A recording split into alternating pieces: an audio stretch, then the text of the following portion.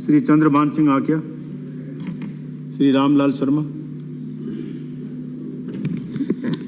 माननीय सभापति महोदय, सरकार अपने बचाव के लिए सारी माकूल व्यवस्थाएं कर रही है और सरकार इस राजस्थान मृत शरीर सम्मान विधेयक 2023 लेकर आई है।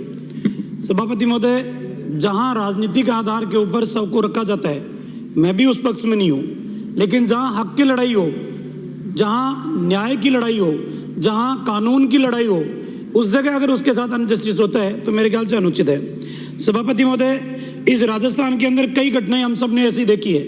दुर्घटनाएं घटित होती है, दुर्घटनाएं बिजली विभाग के कर्मचारियों की लापरवाही की वजह से होती है, एफआईआर दर्ज भी नहीं होती और तत्काल दबाव इस बात का डाला जाता है कि अंतिम संस्कार करो, परिवार दे दो, जांच करने के बाद ही एफआईआर दर्ज होगी। सभापति महोदय, आप भी जानते हो, मैं भी जानता हूं कि एक बार दाह संस्कार होने के बाद कोई भी उस लड़ाई को ज़्यादा लड़ने की स्थिति में नहीं रहता।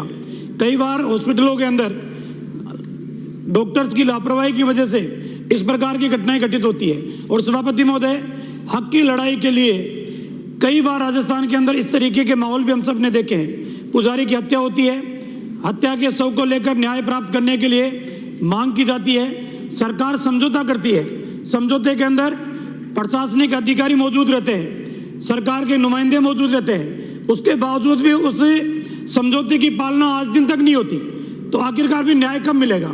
दंड के आधार पे, भय के आधार पे, कानून के आधार के ऊपर इस तरीके से आप अन्याय करने की कोशिश करें, मेरे ख्याल से ठीक नहीं है। और फिर प्रावधान ऐसा कि परिवार अगर कोई मृत शरीर नहीं लेगा तो उसके 1 वर्ष की सजा है, कुटुंब नहीं लेगा तो 2 वर्ष की सजा है, कोई तीसरा व्यक्ति अगर विरोध दर्ज कराएगा उसको 5 साल की सजा का प्रावधान करें।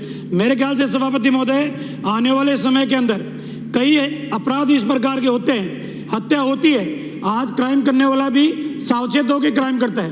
राजस्थान में कई घटनाएं ऐसी हो रही है, चाहे वो हत्या की हो, चाहे चोरी की हो, चाहे डकैती की हो।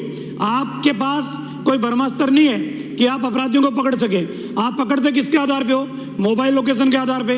आप पकड़ते किसके आधार पे हो? सीसीटीवी के आधार के ऊपर। आप पकड़ते इसके आधार पे हो, बीटीएस उठा के। अगर आज चोर सावधान हो गए, हत्या करने वाले सावधान हो गए, सतर्कता उन्होंने बरती, कहीं सीसीटीवी कैमरे में नहीं आए, कहीं आपकी बीटीएस उठाने में नहीं आए, कहीं आपकी लोकेशन के अंदर नहीं आए, आप उनको सजा देने का काम कैसे करोगे?